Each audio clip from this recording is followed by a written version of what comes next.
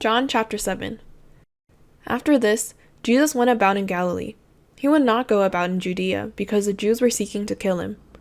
Now the Jews' feast of booths was at hand. So his brothers said to him, "Leave here, and go to Judea, that your disciples also may see the works you are doing. For no one works in secret if he seeks to be known openly. If you do these things, show yourself to the world." For not even his brothers believed in him. Jesus said to them, "My time has not yet come, but your time is always here. The world cannot hate you, but it hates me, because I testify about it that its works are evil. You go up to the feast. I am not going up to this feast, for my time has not yet fully come." After saying this, he remained in Galilee. But after his brothers had gone up to the feast, then he also went up, not publicly, but in private. The Jews were looking for him at the feast, and saying, "Where is he?" And there was much muttering about him among the people. While some said, "He is a good man," others said, "No, he is leading the people astray." Yet for fear of the Jews, no one spoke openly of him. About the middle of the feast, Jesus went up into the temple and began teaching. The Jews therefore marveled, saying, "How is it that this man has learning, when he has never studied?"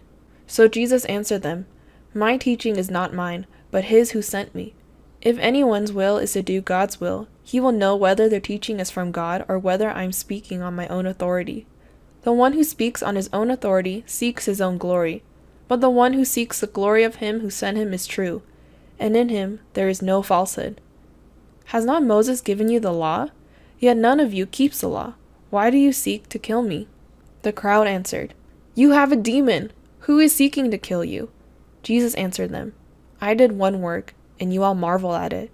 Moses gave you circumcision, not that it is from Moses, but from the fathers, and you circumcise a man on the Sabbath. If on the Sabbath a man receives circumcision, so that the law of Moses may not be broken, are you angry with me because on the Sabbath I made a man's whole body well? Do not judge by appearances, but judge with right judgment." Some of the people of Jerusalem therefore said, "Is not this the man whom they seek to kill? And here he is, speaking openly, and they say nothing to him. Can it be that the authorities really know that this is the Christ? But we know where this man comes from, and when the Christ appears, no one will know where he comes from."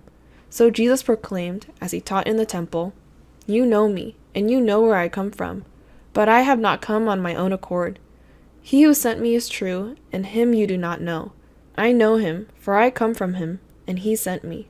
So they were seeking to arrest him, but no one laid a hand on him, because his hour had not yet come. Yet many of the people believed in him.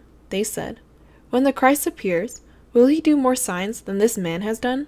The Pharisees heard the crowd muttering these things about him, and the chief priests and Pharisees sent officers to arrest him. Jesus then said, "I will be with you a little longer, and then I am going to him who sent me. You will seek me, and you will not find me. Where I am, you cannot come." The Jews said to one another, "Where does this man intend to go that we will not find him? Does he intend to go to the dispersion among the Greeks and teach the Greeks? What does he mean by saying, 'You will seek me, and you will not find me,' and 'Where I am, you cannot come'?"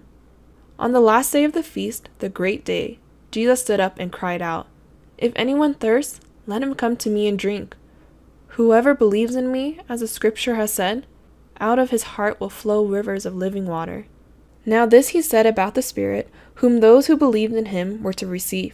For as yet the Spirit had not been given, because Jesus was not yet glorified. When they heard these words, some of the people said, "This really is a prophet." Others said, "This is the Christ." But some said, "Is the Christ to come from Galilee?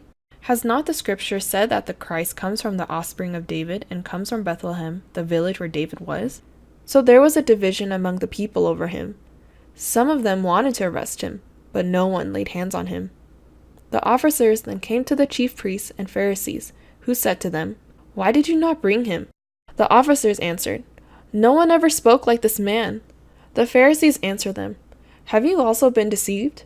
Have any of the authorities or the Pharisees believed in him? But this crowd that does not know the law is accursed." Nicodemus, who had gone to him before, and who was one of them, said to them, "Does our law judge a man without first giving him a hearing and learning what he does?" They replied, "Are you from Galilee too?